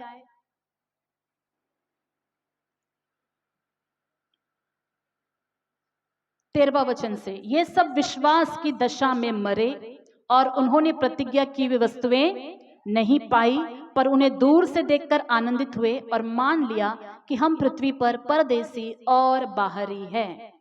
अब्राहम, इसहाक, याकूब ने प्रतिज्ञा की हुई वस्तुएं पाया या नहीं पाया? वचन में क्या लिखा है? नहीं पाया। फिर से पढ़ रही हूं, देखिएगा ध्यान से। ये सब विश्वास ही की दशा में मरे और उन्होंने प्रतिज्ञा की हुई वस्तुएं, जोर से बोलेंगे, नहीं पाई। सभी बोलेंगे नहीं पाई। तो क्या परमेश्वर झूठा है? क्या परमेश्वर ने झूठ बोला था? नहीं, परमेश्वर ने उनको एक ऐसा वाचा दिया जो उनके समय पर नहीं, उनके समय में शुरू तो हुआ और उसका पूरा होने के लिए और भी समय बाकी था। उनका जनरेशनल ब्लेसिंग था, बहुत दूर तक की आशीष थी। अब्राहम ने और इसहाक ने, याकूब ने उन प्रतिज्ञाओं को कहां से देखा? वचन कहता है दूर से देखकर क्या हो गए? आनंदित हुए। क्या हम अपनी प्रतिज्ञाओं को दूर से देखकर आनंदित हो पा रहे हैं? आज दूर से क्या देख पा रहे हैं? वो देखकर आनंदित हो रहे हैं? इन विश्वासियों से हमें सीखना चाहिए, विश्वास के वीरों से। दूर से देखकर आनंदित हो गए और विश्वास भी किए, विश्वास की दशा में रहकर वो मर भी गए, लेकिन उनके बारे में एक अच्छी गवाही क्या लिखी है? वे मान लिए कि हम पृथ्वी पर परदेसी और बाहरी हैं। इस जगह पर हम होते तो क्या करते? इतने सारे प्रतिज्ञा को पाकर, प्रॉमिस और प्रोफेसी को पाकर यदि पूरा नहीं हुआ तो हम क्या करेंगे? एक तो आनंदित बिल्कुल नहीं होंगे, क्योंकि नहीं पाए। नहीं पाने वाला आनंदित कैसे रहेगा? दूर से देखा तो है, मिला नहीं, तो हम क्या कहेंगे? परमेश्वर ने बोला लेकिन पूरा नहीं किया। प्रभु झूठा है, उनका वचन मेरे लाइफ में पूरा नहीं हुआ। लेकिन इन्होंने क्या किया? मान लिया कि हम पृथ्वी पर परदेसी और बाहरी हैं। मेरा लाइफ जो है ये प्रतिज्ञा को देखने का उतना बड़ा नहीं है। प्रतिज्ञा तो वो जनरेशन में पूरा होगा, लेकिन तब तक मैं जीवित नहीं रहूंगा। मैं परदेसी हूं, मैं बाहरी हूं, मैं यहाँ का नहीं हूं। प्रतिज्ञा यहाँ की है, लेकिन मैं यहाँ का नहीं हूं। हालेलुया। और वचन कहता है आगे, जो ऐसी बातें कहते हैं वे प्रकट करते हैं कि स्वदेश की खोज में है। ऊपर की वस्तुओं की खोज करने के लिए कुलस्सियों में हमने पढ़ा था ना, स्वर्गीय वस्तुओं की खोज करो। जो लोग ऐसी बातें कहते हैं, कैसी बातें? मैं परदेसी हूं, मैं यात्री हूं, प्रभु आएगा, ये सब कुछ छोड़ के हम चले जाएंगे, इसी को पकड़ के नहीं रहना है। जो ऐसी बातें कहते हैं वो प्रकट करते हो, दिखाते हैं। क्या दिखाते हैं? कि हम स्वदेश की खोज में हैं। हालेलुया। परमेश्वर का वचन कहता है कि हृदय भरने से मुंह बात करता है कि नहीं? अंदर जो भरा रहता है उस वही मुंह पर बात करता है। अगर अंदर लेडीज का सोना भरा हुआ है तो मुंह से क्या निकलेगा? सोना का दाम कम हुआ है, खरीदना है, वो डिजाइन बहुत सुंदर है, वो बनवाना है, वो चेन खरीदना है, टारगेट है वो चेन खरीदने के लिए पैसा मैं जमा करूंगी। तो आपके हृदय में जो है वही आप बात करोगे, दूसरों से वही शेयर करोगे। कल मैं वहां फलाना जगह गया था, वहां पे इतना सस्ता सस्ता ये सेल होता है, उसी के बारे में बात करोगे। चलो हम जो है ये कुछ करेंगे, यहाँ पर ये काम करेंगे, वो काम। आपका हृदय जिन चीजों से भरा हुआ है आप वही बात करोगे, उसी की खोज में आप हो। लेकिन जो परमेश्वर के राज्य की खोज में लगा है वो राज्य की बातें करेगा, हर जगह वो यही बात करेगा, प्रभु आ रहा है, तैयार हो, तैयार हो, तैयार हो। आप उन लोगों को देखकर बोलेंगे इनको और कोई काम धाम नहीं है, क्योंकि हमने मान लिया है कि हम पृथ्वी पर परदेसी और बाहरी है। जब कोई परेशानी आती है तो डरो मत, यही बोलो कि हम पृथ्वी पर परदेसी और बाहरी हैं। जैसे वस्तुओं को जो कमाए हैं छोड़ना है, वैसे ही समस्या जो आपके ऊपर आई है ना वो भी छोड़ना है। हालेलुया। जो दुख आपको सता रही है वो दुख को भी छोड़कर चले जाएंगे। जो कर्जा आपको तड़पा रही है उन कर्जों को भी हम छोड़कर चले जाएंगे। इसलिए अपने सिर के ऊपर सब कुछ बोझ लेकर मत चलो, सब छोड़कर हम चले जाएंगे। सब कुछ छोड़कर चले, आपके सताने वालों को अब छोड़कर चले जाओगे। आपको जो बातें दर्द देती है वो दर्द को छोड़कर अब चले जाओगे, और जहां जा रहे वो उत्तम देश है। और आगे हम पढ़ेंगे, और जिस देश से वे निकल आए थे यदि उसी की सुधि करते तो उन्हें लौट जाने का अवसर था, पर वे एक उत्तम अर्थात स्वर्गीय देश के अभिलाषी हैं, इसलिए परमेश्वर उनका परमेश्वर कहलाने में उनसे नहीं लज्जाता, क्योंकि उसने उनके लिए एक नगर तैयार किया है। हालेलुया। जहां से निकले थे उसी देश के बारे में सोचते रहते तो वहीं लौटने का मौका था। आपको परमेश्वर ने दुनिया से बाहर निकाल कर लाया है उनके राज्य में, फिर आप क्यों दुनिया के बारे में सोचते रहते हो? वचन को ध्यान से सुनिएगा सभी। आपको परमेश्वर ने दुनिया के पापों से छुड़ाकर वो लेकर आया है, दुनिया के लोगों से संगति से छुड़ाकर लाया है, फिर उन्हीं के बारे में आप क्यों सोचते हो जिनको आप छोड़कर आ गए हैं? प्रभु का वचन कहता है अब्राहम, इसहाक, याकूब भी जिस देश को छोड़कर आ गए थे, मेसोपोटामिया को छोड़कर आ गए थे, उस इलाके के बारे में यदि आप वो सोचते रहते तो फिर कनान को छोड़कर पीछे चले जाते।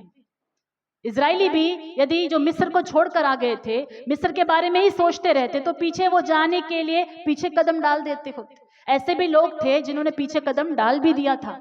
हालेलुया।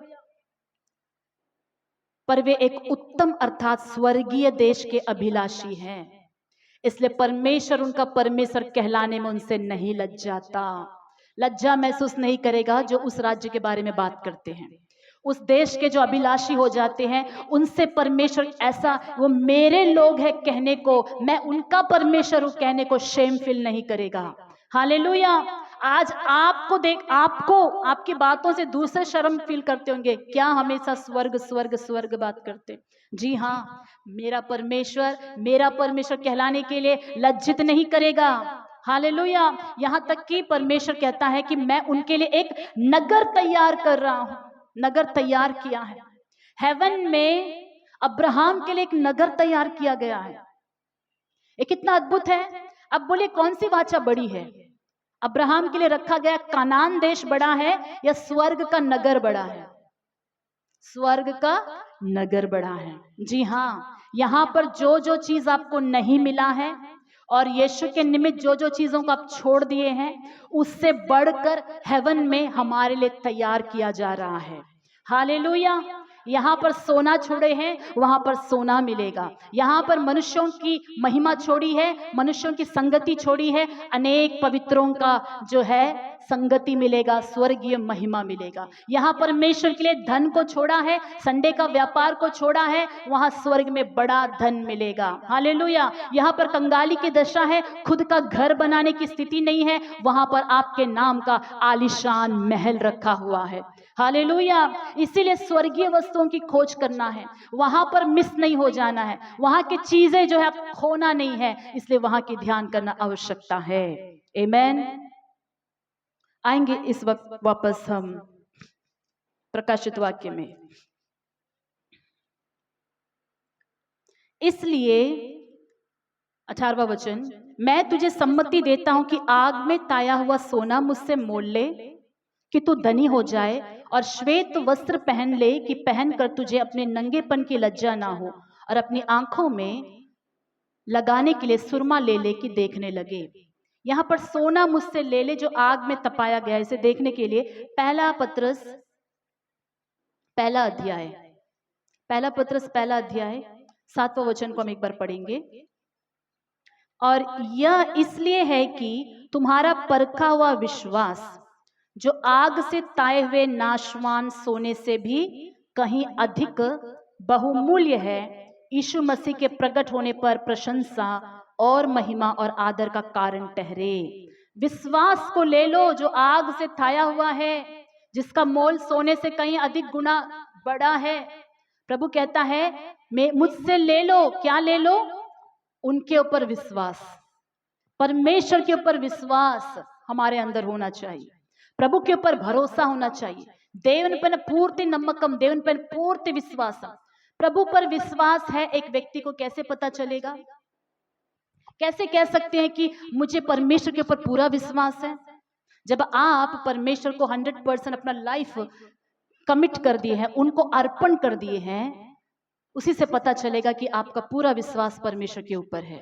यदि आप अपने लिए थोड़ा छिपा कर रखें कि नहीं बाबा ये भाग मैं परमेश्वर को नहीं दूंगा, ये तो मेरा ही है, ये पार्ट मेरा है, बोलकर छुपा के रखें का अर्थ है कि आपने परमेश्वर के ऊपर पूरा भरोसा नहीं किया है, इसलिए उनको पूरी तरह से अपना जीवन देने से डर रहे हैं, पूरी तरह से समर्पित होने के लिए डर रहे हैं, पूरी तरह से उन पर निर्भर होने के लिए डर रहे हैं। विश्वास हमारा ऐसा होना चाहिए कि कंप्लीटली परमेश्वर के ऊपर हम सरेंडर हो जाए। ये जीवन आपका है प्रभु, मेरा प्राण शरीर आत्मा आपका है प्रभु, इसे आप चलाइए, अपनी मर्जी मेरी जिंदगी में पूरा करिए। मैं आपके लिए जीऊंगा, बस आप ही के लिए जीऊंगा। हालेलुया। जो भी आप करेंगे प्रभु, जैसा आप चलाएंगे, मैं चलते रहूंगा आपके पीछे। यह है एक विश्वासी का जीवन। प्रभु कहता है आग में ताया हुआ सोना ले ले और धनवान बन जाओ, तू धनी हो जाएगा। जी हाँ, विश्वास में हम धनी होना है। और श्वेत वस्त्र ले लो ताकि पहनकर तुझे नंगेपन का लज्जा ना हो। श्वेत वस्त्र पहन लो, प्रभु कहता है श्वेत वस्त्र पहन लो का अर्थ है यीशु के लहू से धुल जाओ। ब्लड ऑफ जीसस से क्या हो जाना है? धुल जाना है, वचन से धुल जाना है। तब हमारे वस्त्र क्या हो जाएंगे? श्वेत हो जाएंगे और नंगापन का लज्जा नहीं होगा। और अपनी आंखों में लगाने के लिए सुरमा ले लो कि देखने लगे। जी हाँ, जब आत्मिक आंख खुलेगी, जब हम परमेश्वर की ओर फिरेंगे, आंख खुल जाएगी और हम साफ साफ आत्मिक जीवन का मोल कितना अधिक है देख पाएंगे। यदि अंधापन है तो अभी भी आत्मिक जिंदगी का क्या वैल्यू है, परमेश्वर का क्या वैल्यू है, उनके राज्य का क्या वैल्यू आपको समझ में नहीं आएगा। लेकिन जैसे ही आंख खुल जाएगी आपको मालूम हो जाएगा, अरे प्रभु के राज्य में कितना बड़ा स्थान है हमारा। हालेलुया। 19वां वचन, मैं जिनसे प्रेम करता हूं उन सबको उल्हाना और ताड़ना देता हूं, इसलिए सरगर्म हो और मन फिरा। आमीन। प्रभु हमसे आज की सुबह प्रेम करता है, इसीलिए वचन की छड़ी लेकर आया है। आज सुबह हमसे प्रेम करता है, इसीलिए कहता है कि मैं प्रेम करने वालों को ही डांटता हूं। प्रभु ऐसी बाहर जाने वालों को पकड़ के लाकर नहीं डांटेंगे, उन्हीं के बच्चों को डांटेंगे जिनसे वो बहुत प्रेम करता है। क्यों? ताकि हम गर्म हो जाए। ये डांट क्या करती है हमें? बोलिए, गर्म करती है। अब बोलेंगे, अगल बगल दूसरे को बोलेगा गर्म हो जाओ, बोले एक ने एक को बोले गर्म हो जाओ, ठंडा मत रहो, गुनगुनाता बिल्कुल मत रहो, गर्म हो जाओ, गर्म हो जाओ, विश्वास में गर्म हो जाओ, प्रार्थना में गर्म हो जाओ, आराधना में गर्म हो जाओ, संगति में गर्म हो जाओ, पवित्रता में गर्म हो जाओ, प्रभु में गर्म हो जाओ। हालेलुया। अगर हम गर्म नहीं रहे तो परमेश्वर हमें उलट देगा, उगल देगा। हमें गर्म होना चाहिए, हमें गर्म मसीह होना चाहिए, जोशीले मसीह होना चाहिए, ठंडे ठंडे मसीही नहीं होना चाहिए। हालेलुया। देख मैं द्वार पर खड़ा हुआ खटखटाता हूँ। यदि कोई मेरा शब्द सुनकर द्वार खोलेगा तो मैं उसके पास भीतर आकर उसके साथ भोजन करूंगा और वह मेरे साथ। आज की सुबह परमेश्वर इस कलीसिया से कहता, हमारी कलीसिया से, मैं तुम्हारे हृदय के दरवाजे के पास आकर खटखटा रहा हूं, मेरे लिए दरवाजा खोलो। अगर तुम मेरा आवाज सुनकर, मेरे वचन को सुनकर अपना हृदय खोलते हो, प्रभु देख मैंने आपका वचन सुना है, मैं हृदय खोल रहा हूं, प्रभु मेरे अंदर आप आइए, तो परमेश्वर हमारे अंदर आएंगे और कहता है कि वह क्या करेंगे, हमारे साथ बैठकर भोजन करेंगे। भीतर आकर उसके साथ भोजन करूंगा और वह मेरे साथ। प्रभु और हम मिलकर भोजन करेंगे। भोजन हमें क्या करता है? तृप्त करता है ना, भोजन पेट भरता है। तो यहाँ पर भोजन का अर्थ है कि परमेश्वर को यदि आप अंदर आने दोगे, आप और परमेश्वर के बीच की संगति आपको सेटिस्फाई करेगी। हालेलुया। जिस चीज का कंगालीपन, नंगापन है, वो सब निकाल कर आपको सेटिस्फाई कर देगी, आपको अंदर से तृप्त करेगा परमेश्वर। प्रभु की संगति एक व्यक्ति को खाली नहीं करती, एक व्यक्ति को तृप्त करती है, उसके अकेलेपन को, खालीपन को निकालती है और वहां परमेश्वर आकर एक व्यक्ति को तृप्त करता है। वह तृप्ति, वह संतृप्ति, वह सेटिस्फैक्शन दुनिया में नहीं है। इसलिए दुनिया के चीजों के पीछे भागती है, किस लिए? अपने आप को सेटिस्फाई करने के लिए। लेकिन वो जितना वो अपने आप को सेटिस्फाई करने के लिए वो काम करते हैं, वो काम उसे, उन लोगों को और खोखला बना देती है और उनको नंगा बना देती है और उनको पाप और अपराध बोध में ले जाकर और डिप्रेशन में डाल देती है। हालेलुया।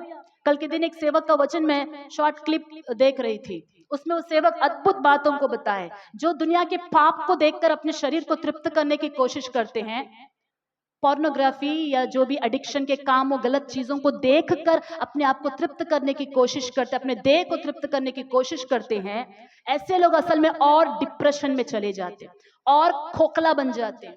फिर वो इतना खालीपन महसूस करते हैं कि फिर वही काम और करते हैं कि और तृप्त हो जाए, लेकिन करते करते ऐसे ही लोग डिप्रेशन में जाकर सुसाइड कर लेते हैं। हालेलुया।